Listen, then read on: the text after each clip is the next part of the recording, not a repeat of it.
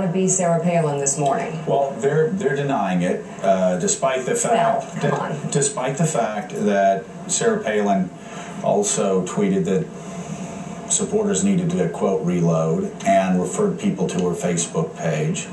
And that's where she said that. And then, of course, she responded. All this looks different today. She responded, also talked about, quote, a bullseye in responding to these attacks. And, Pat, I'm just wondering whether, remember months ago, bullseye icon used to target the 20 Obamacare 11 incumbent seats. Pat, is this not a time for people like Sarah Palin who have used violent imagery? It just has.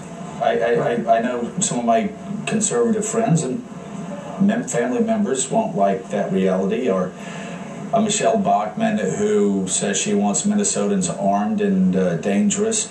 Isn't this an opportune time for them to apologize, not saying that it led to anything, but just to say that they were irresponsible in their rhetoric and they're going to be more careful moving forward?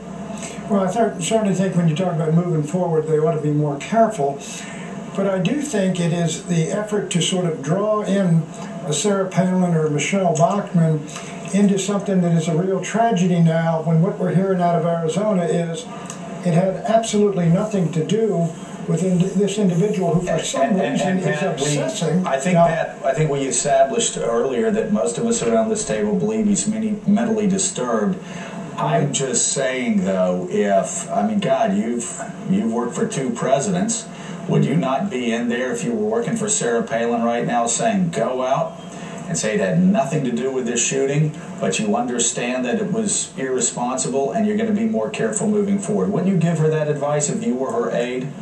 Well, I certainly would. I would give everybody the advice not to tone down the rhetoric and to get away from the military and the armed metaphors.